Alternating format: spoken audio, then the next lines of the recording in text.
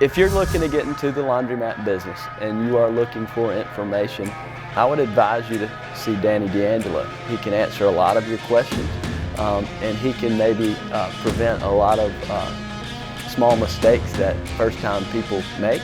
And he's got the time. He's devoted to give you the time.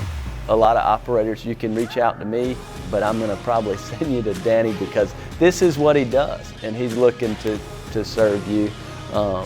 And first of all, before even reaching out to Danny, get his DVD. It teaches you a lot for a little investment. So don't pay the stupid tax. Yeah.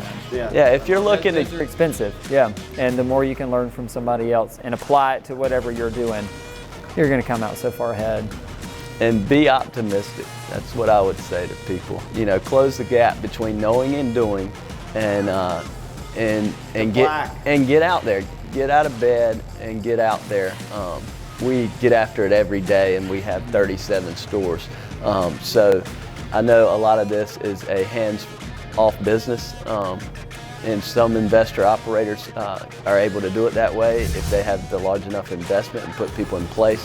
But I think the most successful operators start small, start with that one store and grow.